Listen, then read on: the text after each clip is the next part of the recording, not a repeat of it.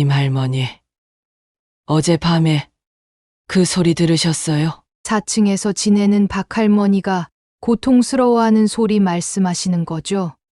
네, 맞아요. 정할머니도 퇴소하신다면서요? 그런다고 하시더라고요. 딸이 알고는 발을 동동 굴렀대요. 여기가 무슨 고급 실버타운이냐면서 화를 내더라고요.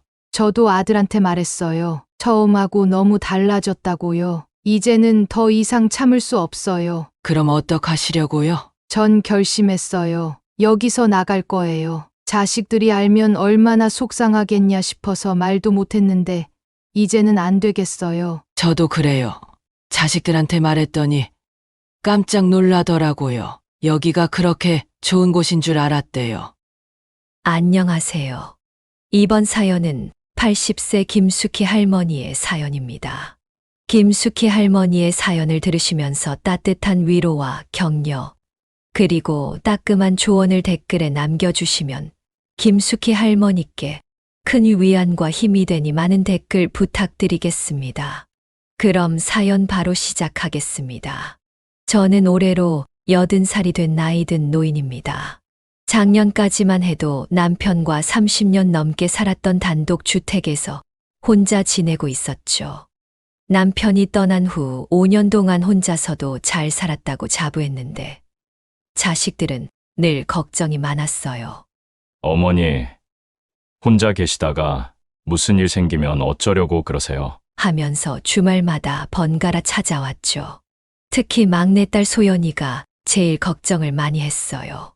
어느 날은 제가 낮잠을 자느라 전화를 못 받았다고 직장에서 뛰쳐나와 집까지 달려온 적도 있었답니다. 그때 얼마나 민망했던지. 나 멀쩡해. 괜찮아. 걱정하지 말거라. 이렇게 말했지만 자식들 눈에는 제가 많이 외롭고 힘들어 보였나 봐요. 지난 겨울, 독감으로 일주일 정도 알아누웠을 때가 있었어요. 그때만 해도 제가 실버타운에 갈 거라고는 상상도 못했죠. 열이 40도까지 올라가고 온몸이 쑤시는데 약 한 봉지 사러 갈 기력도 없더라고요.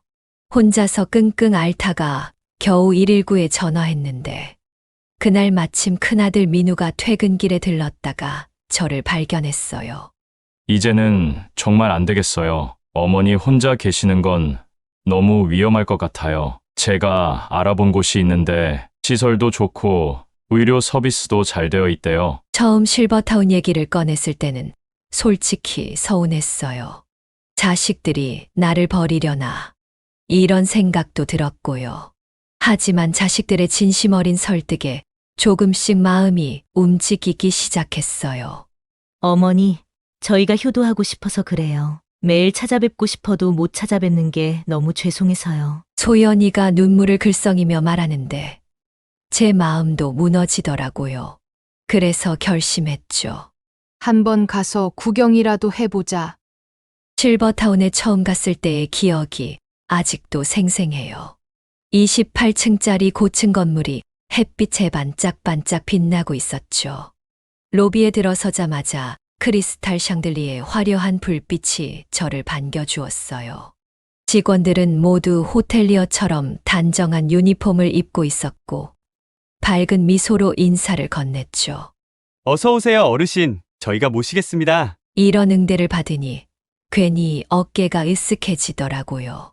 이런 곳에서 산다면 자식들 체면도 세울 수 있겠다 싶었죠. 제가 머물게 된 방은 30평형대의 넓은 공간이었어요. 현관문을 열자마자 따뜻한 원목 마루의 감촉이 발바닥을 편안하게 해주었죠. 거실에는 안락한 전동 소파가, 침실에는 첨단 전동 침대가 있었어요. 특히 욕실이 인상적이었는데 미끄럼 방지 매트는 물론이고 곳곳에 안전 손잡이까지 세세하게 갖춰져 있었거든요. 창 밖으로는 예쁜 정원이 보였는데 매일 저녁 노을이 질 때면 그림 같은 풍경이 펼쳐졌어요. 어머니, 여기서 지내시면 저희도 마음이 놓일 것 같아요. 딸 소연이의 말에 저도 모르게 안도의 한숨이 나왔답니다. 실버타운에서의 일상은 제가 상상했던 것보다 훨씬 즐거웠어요. 아침 7시면 방송으로 잔잔한 클래식 음악이 나와서 하루를 깨우죠. 8시부터는 전문 강사와 함께하는 요가 수업이 있었어요. 처음에는 뻣뻣한 몸이 잘 움직이지 않아 창피했는데 언젠가부터는 제가 앞줄에서 시범을 보일 정도가 되었답니다. 오후에는 미술이나 음악 프로그램이 있었는데 수채화 그리기가 제일 재미있었어요. 평생 붓을 잡아본 적 없는 제가 그린 그림을 선생님이 칭찬해 주시니 어찌나 뿌듯하던지. 특히 좋았던 건 또래 친구들을 만난 거예요. 옆방의 선우 할머니는 저와 같은 연세였는데 첫날부터 친절하게 이것저것 알려주셨어요. 여기 저녁 식사가 7시부터 시작되는데 우리 같이 가요. 제가 좋은 자리 알려드릴게요. 이렇게 말씀해 주시는 게 얼마나 고마웠던지 덕분에 금방 적응할 수 있었죠. 그렇게 매일 아침 커피 모임도 하고 주말에는 마작도 2시간씩 즐기곤 했어요. 우리 나이에 이런 재미가 있을지 몰랐네요. 하면서 웃음꽃이 피어났죠. 처음 한 달 동안은 정말 꿈 같은 시간이었어요. 아침이면 전문 간호사가 방문해서 혈압과 혈당을 체크해주고 식사도 영양사가 직접 챙겨주니 자식들도 안심했죠. 매주 화요일에는 전문의 회진도 있어서 건강 상담도 받을 수 있었어요. 어머니, 얼굴이 훨씬 좋아지신 것 같아요. 피부도 좋아지시고. 주말마다 방문한 자식들이 하나같이 하는 말이었어요. 새로운 환경에 적응하는 게 처음에는 많이 힘들었어요. 밤에 잠도 잘 안 오고 가끔은 집이 그리워 눈물도 났죠. 하지만 하루하루 지날수록 이곳이 편해지기 시작했어요. 아침 요가를 위해 일찍 일어나는 습관도 생겼고 같은 층의 다른 어르신들과도 가까워졌죠. 저도 처음에는 많이 낯설었는데 이제는 여기가 제2의 집이 된 것 같아요. 이렇게 말씀하시는 분들의 마음이 이해가 되더라고요. 큰 아들 민우가 어느 날 어머니, 정말 이곳으로 모시길 잘했네요. 저희도 이제 마음 놓고 직장일에 집중할 수 있을 것 같아요. 라고 말하더라고요. 그 말을 들으니 제 선택이 옳았다는 생각이 들었죠. 자식들도 안심하고 저도 편안하고 이보다 더 좋을 순 없다고 생각했답니다. 하지만 그때는 몰랐어요. 이 평화로운 일상이 오래가지 않을 거라는 걸. 그런데 입주한 지 3개월쯤 지났을 때부터 이상한 일들이 하나둘씩 눈에 띄기 시작했어요. 가장 먼저 느낀 건 직원들의 달라진 태도였죠. 처음에는 어르신, 오늘은 어떠세요? 편하신가요? 하면서 수시로 안부를 물어보던 분들이 이제는 인사도 형식적으로 하기 시작했어요. 죄송합니다만 지금은 바빠서요. 이런 말만 반복하더라고요. 심지어 어떤 직원은 복도에서 마주쳐도 고개를 돌리고 지나가기까지 했어요. 그러던 어느 날 관리비 고지서를 받고 깜짝 놀랐어요. 입주할 때 듣던 금액보다 30만 원이나 더 나온 거예요. 바로 관리사무소에 문의를 했죠.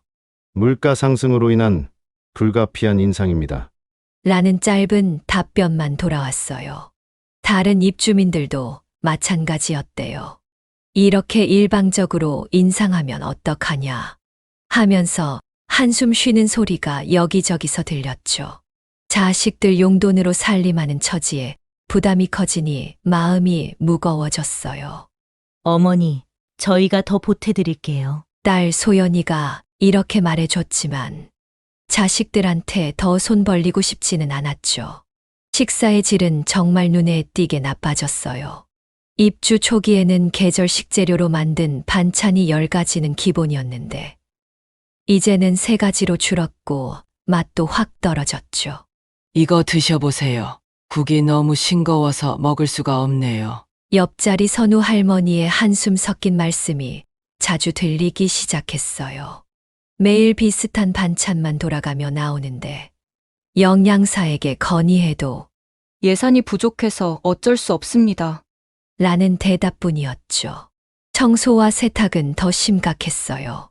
일주일에 2번 하던 청소가 한 번으로 줄더니 나중에는 대충 쓸기만 하고 가버리더라고요. 어르신, 저희도 인원이 부족해서요. 이런 핑계만 대면서 말이에요. 화장실 청소는 아예 형식적이었죠.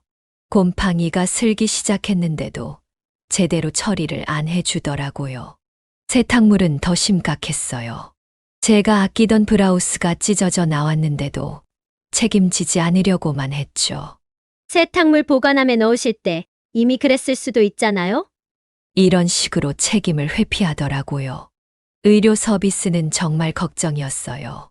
전에는 아침마다 오던 간호사가 이제는 이틀에 한 번 정도만 오고 혈압 체크도 대충대충 하고 가더라고요.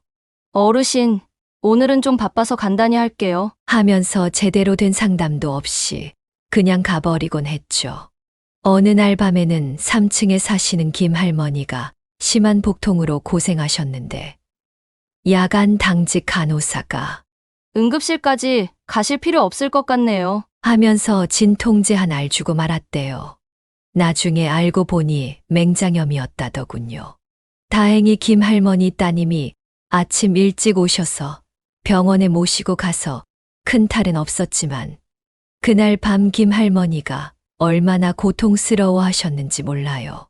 그리고 입주 초기에 매일 있던 프로그램들도 하나둘 없어지기 시작했어요. 강사 선생님과 계약이 만료돼서요. 참여 인원이 적어서요. 이런 갖가지 이유를 대면서 요가, 미술, 음악 수업들이 격주로 바뀌거나 아예 없어져 버렸죠. 특히 저희가 그렇게 좋아하던 수채화 수업이 없어졌을 때는 정말 속상했어요. 주말마다 자식들한테 자랑하던 그림들을 더 이상 그릴 수 없게 된 거죠. 취미 생활을 잃어버린 어르신들의 한숨 소리가 복도에 가득했어요. 시설 관리는 말도 못하게 엉망이 되어갔죠.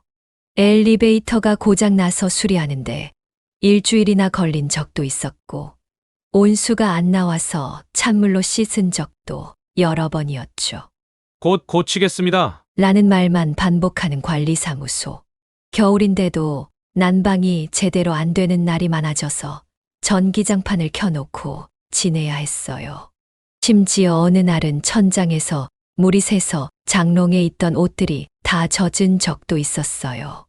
보상은커녕 자연재해라서 저희가 책임질 수 없습니다. 이런 말도 안 되는 말만 계속하면서 문제를 슬쩍 넘기기 일쑤였어요.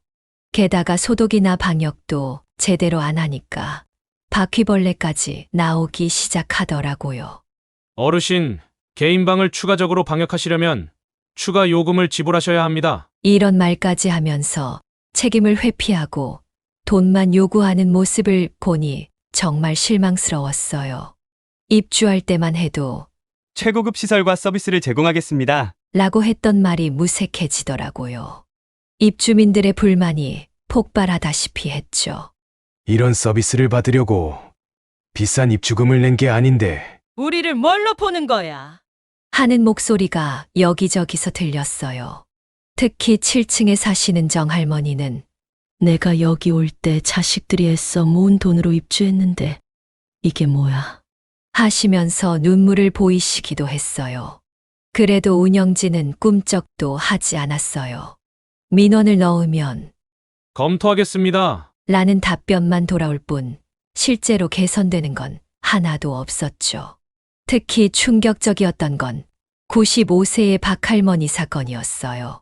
밤중에 화장실에서 넘어져 고관절이 부러졌는데도 즉각적인 조치를 취하지 않고 다음 날 아침까지 기다리게 했다는 얘기를 들었을 때는 정말 소름이 끼쳤어요. 그분이 얼마나 고통스러워 하셨을지 생각하니 눈물이 나더라고요. 나한테도 이런 일이 생길 수 있겠구나 하는 생각에 밤잠을 설치기 시작했죠. 막내 아들 성민이가 한 번은 어머니, 혹시 불편하신 거 있으세요? 하고 물어봤는데 차마 자식들이 걱정할까봐 이런 이야기들을 못했어요. 그리고 이곳에서 제 남은 여생 편하게 지내게 해주겠다고. 자식들이 얼마나 애썼는지 알기에 제 푸념이 그 노력을 무시하는 것처럼 들릴까봐 걱정됐거든요. 하지만 더 이상은 참기 힘들더라고요. 밤마다 불안해서 잠도 제대로 못 자고 식사도 제대로 못하니 건강이 점점 나빠지는 게 느껴졌어요. 이대로 있다가는 정말 큰일 날 것 같다는 생각이 들더라고요. 그러던 어느 날 아침, 드디어 모든 것이 폭발하는 사건이 일어났답니다. 게시판에 붙은 공지를 보고 모든 입주민들이 충격에 빠졌어요. 이번 달부터 관리비가 또다시 20만 원이나 인상된다는 내용이었죠. 게다가 식대도 10만 원 올린다고 하더라고요. 물가 상승과 인건비 인상으로 인한 불가피한 조치라고 써 있었지만 다들 말도 안 된다며 분통을 터뜨렸어요. 선우 할머니의 아들이 변호사였는데 그분이 직접 찾아와서 항의를 했더라고요. 이런 일방적인 인상은 불법입니다. 입주 계약서에도 없는 내용이고 노인복지법상으로도 문제가 될 수 있어요. 어르신들을 기만하는 처사 아닙니까? 그런데 운영진의 태도가 얼마나 막무가내였던지. 불가피한 조치입니다. 수용하지 못하시겠다면 퇴소하셔도 됩니다. 대기자가 많으니까요. 이런 식으로 나오는 거예요. 그 일이 있고 나서 입주민 대표자 모임이 열렸어요. 저도 참석했는데 그날 있었던 일을 평생 잊을 수가 없을 것 같네요. 15명 정도의 어르신들이 모였는데 다들 얼마나 분노하고 계셨던지. 5층에 사시는 이 할아버지가 벌떡 일어나시더니 우리가 낸 돈으로 운영되는 곳에서 이렇게 막무가내로 해도 되는 거냐? 우리를 바보로 하는 거야! 하고 외치셨어요. 그런데 갑자기 시설장이라는 사람이 문을 벌컥 열고 들어오더니 소란을 피우시면 경비원을 부르겠습니다. 집단 행동은 퇴소 사유가 될 수 있어요. 라고 협박하듯 말하는 거예요. 80이 넘은 노인들을 마치 말썽 부리는 어린애 다루듯 하는 태도를 보니 눈물이 나더라고요. 그 자리에 계시던 박 할머니는 그 말을 듣고 기절초풍하셔서 한동안 진정을 못 하시더라고요. 불만 사항을 접수하려고 해도 이제는 아예 받지도 않았어요. 민원 접수 시간이 지났습니다. 담당자가 자리에 없습니다. 다음 주에 오세요. 이런 식으로 계속 미루기만 하더라고요. 복도에 있는 민원함은 며칠째 열어보지도 않는 것 같았어요. 쌓여있는 종이들이 넘쳐나고 있었거든요. 누군가 항의라도 하면 곧 처리하겠습니다. 라는 말만 반복하면서 끝내 아무런 조치도 안 했어요. 그러다 보니 퇴소하는 분들이 하나둘 늘어나기 시작했어요. 2층에 살던 송할머니는 이런 곳에서 더 이상 못 살겠다 하시면서 작은 아파트를 얻어 나가셨고 4층의 최할아버지는 요양원으로 옮기셨대요. 6층의 정할머니도 딸네 집으로 가셨고요. 그런데 퇴소하려는 분들에게 보증금 반환을 미루거나 깎아서 주려고 한다는 소문이 돌았어요. 시설 보수 비용을 제해야 한다면서 터무니없는 금액을 차감하려고 했대요. 더 이상 혼자 끌어안고 있을 수 없어서 결국 자식들에게 모든 걸 털어놨어요. 어머니, 왜 진작 말씀 안 하셨어요? 소연이가 울먹이면서 말하더라고요. 제가 힘들어하는 걸 전혀 몰랐다며 자책하는 모습을 보니 마음이 아팠어요. 큰아들 민우도 이건 너무하네요. 당장 찾아가서 따져봐야겠어요. 하면서 화를 냈죠. 작은 아들 성민이도 어머니, 이러다가 큰일 나겠어요. 저희가 다른 곳 알아볼게요. 라면서 크게 화를 냈죠. 운영진의 태도는 점점 더 강압적으로 변했어요. 자식들이 찾아와 항의라도 하면 면회 제한하겠습니다. 라고 협박하고 주말에는 아예 외부인 출입을 통제한다며 가족들도 못 들어오게 했어요. 독감 예방 때문이라고 했지만 다들 그게 핑계라는 걸 알고 있었죠. 실제로 직원들은 마스크도 제대로 안 쓰고 다니면서 말이에요. 그리고 입주민들의 권리는 하나둘 침해되기 시작했어요. CCTV를 설치한다더니 복도는 물론이고 화장실 앞까지 달아놓는 거예요. 사생활이 전혀 보호받지 못하는 느낌이었죠. 심지어 방문을 예고 없이 열고 들어오는 일도 있었어요. 안전 점검입니다. 이렇게 말하면서요. 한 번은 제가 옷을 갈아입고 있을 때 갑자기 문을 열고 들어와서 얼마나 놀랐는지 모릅니다. 그리고 부실한 식사로 건강도 나빠지기 시작했어요. 저는 원래 당뇨가 있어서 식단 관리가 중요한데 영양사는 그런 걸 전혀 신경 쓰지 않았어요. 밥은 질척하고 국은 너무 짜고 반찬도 점점 줄어들더니 나중에는 김치하고 무말랭이 같은 걸로만 때우는 날도 있었어요. 매일 식당에서 한숨 소리가 들렸죠. 어떤 분은 소화가 안 돼서 응급실에 실려가기도 했어요. 특히 충격적이었던 건 어느 날 점심시간에 나온 생선 반찬에서 금속 물질이 나온 거예요. 다행히 드시기 전에 발견하셨지만 그걸 영양사에게 보여주자 어르신이 실수로 떨어뜨리신 것 아닐까요? 라며 오히려 저희를 의심하더라고요. 그 뒤로는 더욱 조심스럽게 음식을 살펴보게 되었죠. 청소는 거의 안 하다시피 했어요.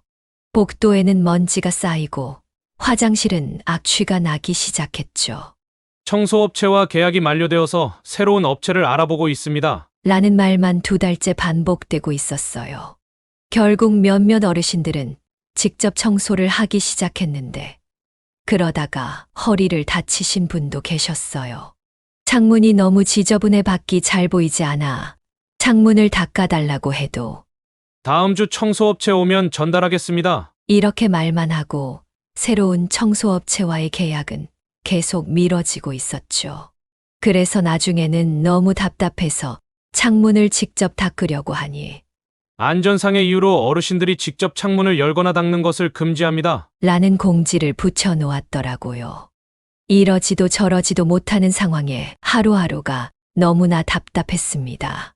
게다가 세탁물 관리는 정말 엉망이었어요.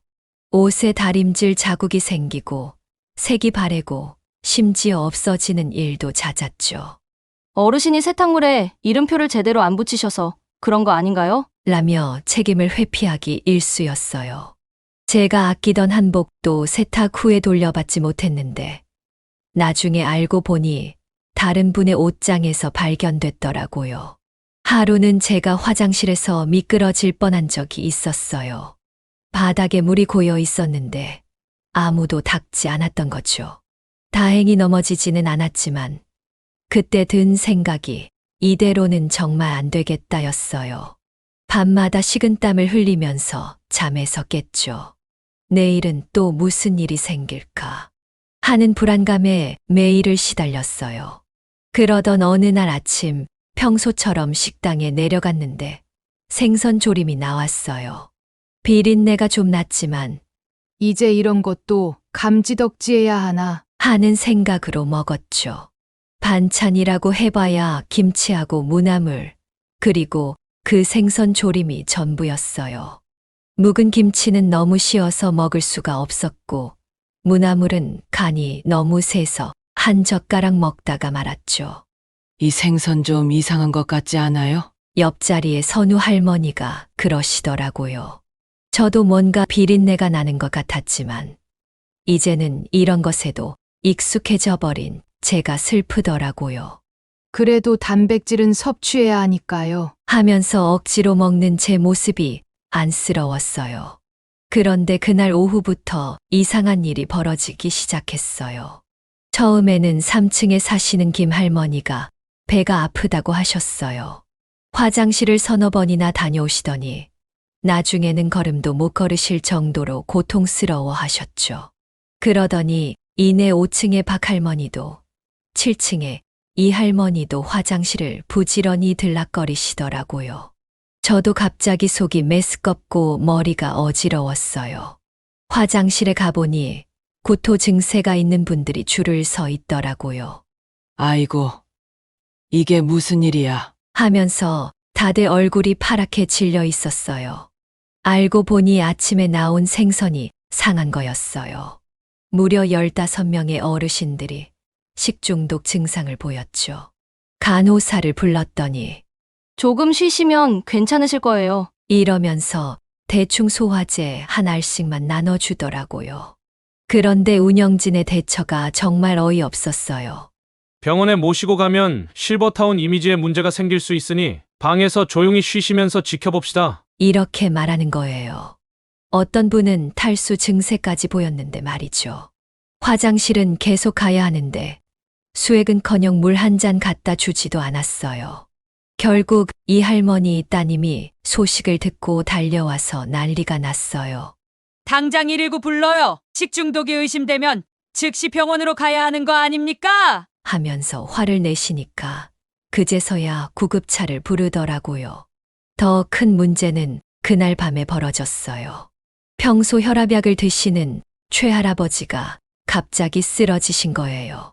평소에는 정정하시던 분이 얼굴이 새파랗게 질려서 쓰러지시니 얼마나 놀랐던지. 알고 보니 간호사가 약을 잘못 줬더라고요. 혈압약이 아닌 다른 어르신의 약을 잘못 전달한 거였죠. 그것도 용량이 3배나 되는 양을 말이에요. 알고 보니 그 간호사 들어온 지 얼마 안 되는 새로운 직원이었는데 약물 관리 교육도 제대로 받지 않았다고 해요.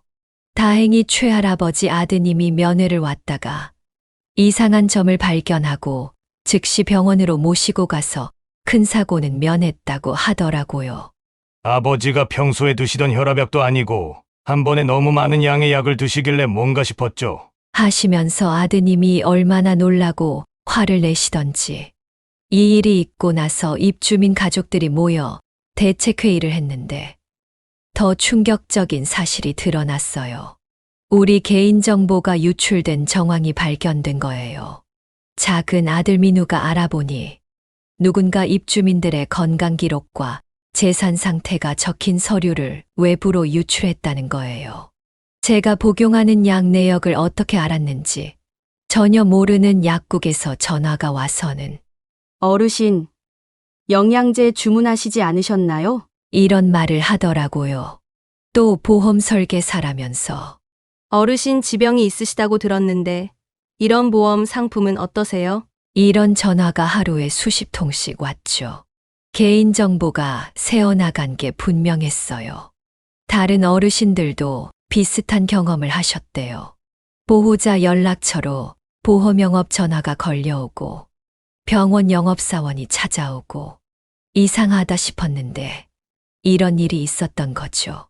자식들 연락처까지 유출되어서 밤낮으로 영업 전화에 시달렸다고 해요.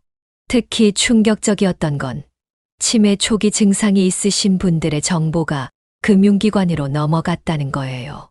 은행에서 대출을 권유하는 전화가 온다거나 보험 가입을 강요하는 일이 있었다고 해요. 6층에 사시는 정할머니는 정말 그런 대출에 넘어가실 뻔했다고 하더라고요. 어르신, 요즘 같은 때 현금이 있어야죠. 담보대출 한도가 있으신데. 이런 식으로 현혹했대요. 다행히 아들이 발견하고 막았지만 생각만 해도 아찔해요. 거기다 비상연락망까지 유출되어서 장례식장에서 전화가 온다든지 보험회사에서 연락이 온다든지 하는 일이 비일비재했어요. 자식들 전화번호로 어머님 건강이 많이 안 좋으시다고 들었는데 하면서 장례보험을 권유하는 전화도 왔대요. 얼마나 불쾌했겠어요. 이런 식의 보이스피싱 전화와 보험가입 영업전화, 그리고 문자를 하루에 수십 통씩 받게 되었죠. 이런 하루하루가 계속되다 보니 실버타운에서 생활하는 게 정말 한계라고 생각했어요. 우리의 생명과 안전이 위협받고 있다는 게 눈에 보이게 드러난 거죠. 딸 소연이가 울면서 전화했어요. 제가 모시러 갈게요. 그런 곳에 더 이상 계시면 안 될 것 같아요. 딸아이 목소리가 떨리는 게 느껴졌어요. 큰 아들 민우도 즉시 변호사를 선임했고요. 어머니, 이건 명백한 불법입니다. 저희가 꼭 책임을 묻겠습니다. 하면서 단단히 화가 난 목소리로 말하더라고요. 작은 아들 성민이는 다른 입주민 가족들과 연락해서 대책위원회를 꾸리기 시작했어요.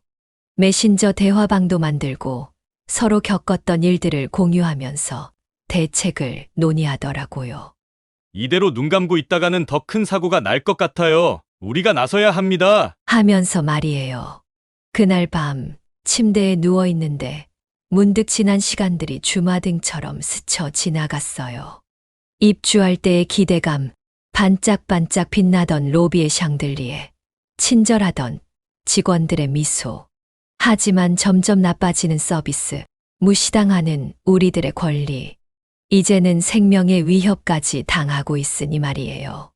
이대로는 안 되겠어. 가만히 있다가는 정말 큰일 나겠어.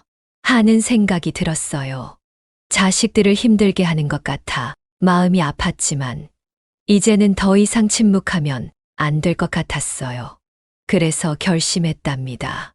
이곳을 반드시 나가야겠다고. 그리고 우리처럼 힘없는 노인들이 더 이상 이런 일을 당하지 않도록 반드시 이 실버타운의 실체를 밝혀야겠다고 말이에요. 실버타운 운영진은 돈만 내는 할머니, 할아버지들이라고 무시했던 것 같아요. 자식 없는 노인네들인 줄 알았겠죠. 그렇게 완벽한 퇴소 준비를 하던 어느 날 밤, 딸 소연이 집에서 가족회의가 열렸어요. 자식들 셋이 다 모인 건 오랜만이었죠.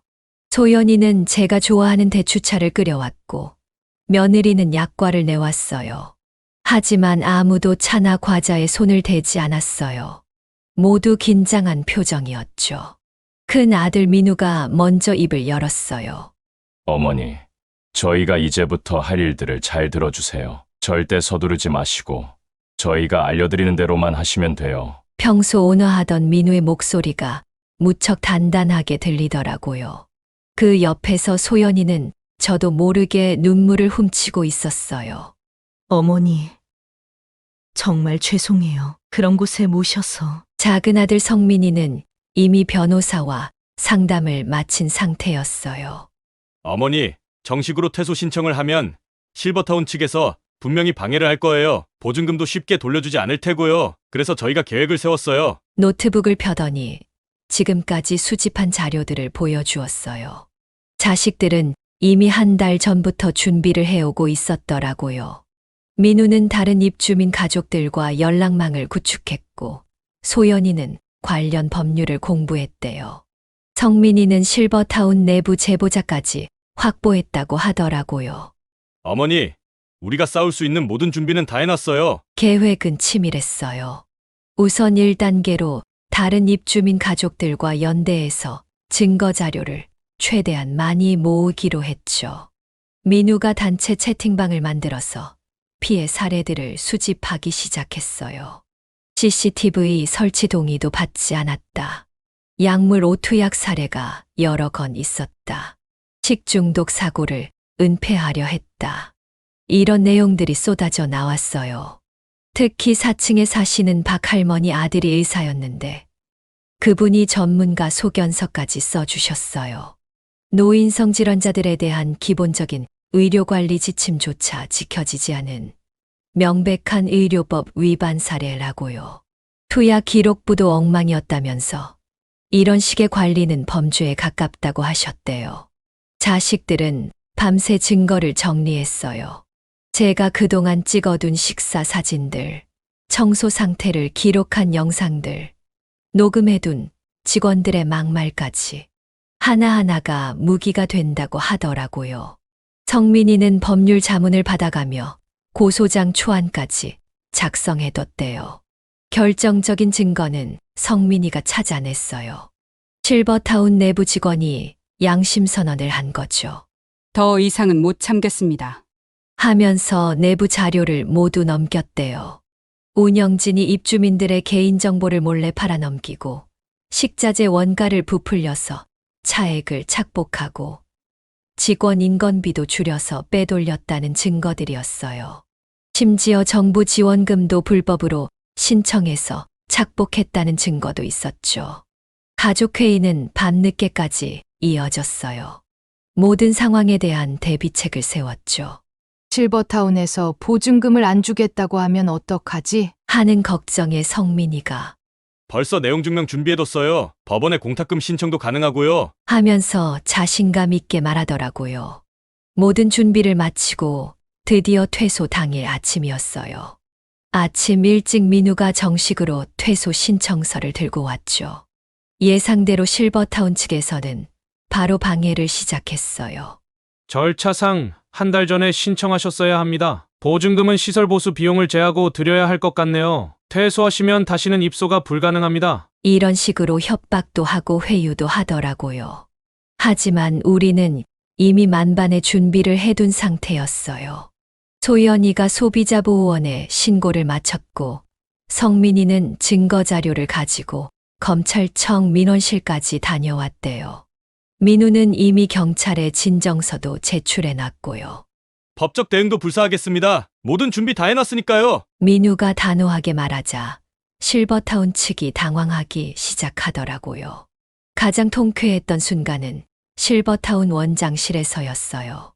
그동안 우리를 무시하던 원장이 제 자식들 앞에서 쩔쩔매는 모습을 보는데 속이 다 시원하더라고요.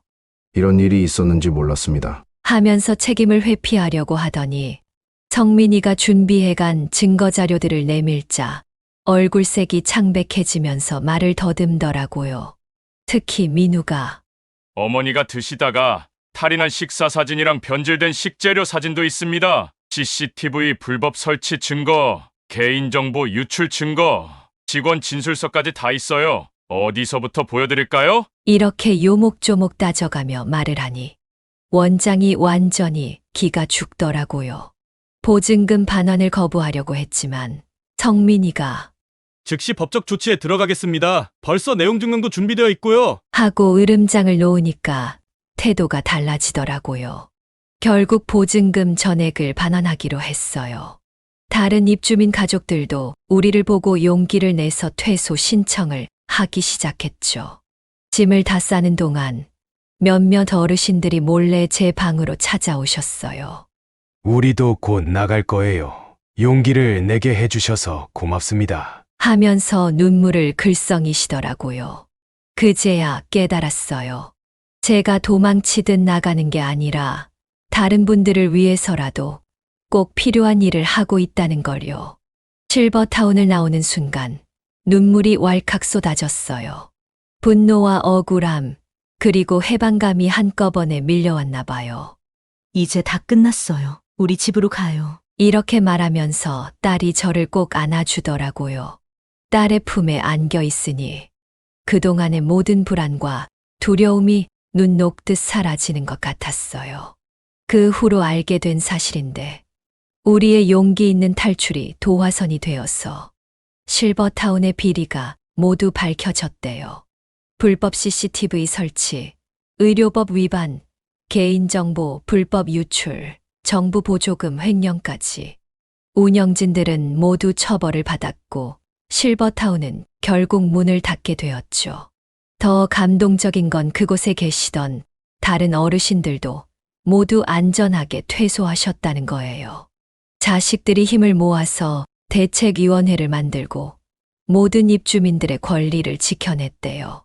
보증금도 전액 반환받고 피해 보상금도 받았다고 해요. 지금 저는 딸 소연이네 집 근처 아파트에서 살고 있어요.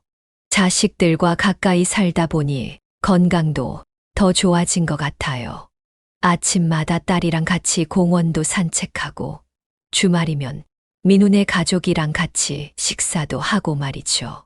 얼마 전에는 실버타운에서 함께 계시던 분들과 만났는데 다들 건강해 보여서 얼마나 기뻤는지 몰라요. 우리의 용기 있는 선택이 결국 모두를 구했다는 생각에 뿌듯했답니다. 노인이라고 무시하고 돈으로 모든 걸 해결하려던 그들. 결국 우리의 지혜와 자식들의 사랑 앞에서는 아무것도 아니었다는 걸 보여줬죠. 이제 저는 알아요. 노인이라고 해서 불합리한 일을 참을 필요는 없다는 걸요. 그리고 무엇보다 저희 자식들이 얼마나 든든한 버팀목인지도요. 어머니, 우리가 있잖아요. 하던 자식들의 말이 아직도 귓가에 생생해요. 참 감사하죠. 앞으로도 이런 비양심적인 실버타운들이 있을 테지만 우리의 이야기가 많은 분들에게 용기가 되었으면 좋겠어요. 돈보다 더 소중한 게 있다는 걸. 그리고 우리 노인들의 작은 용기가 세상을 바꿀 수 있다는 걸 보여줬으니까요. 자식들 덕분에 제가 다시 한번 당당하게 설 수 있었답니다.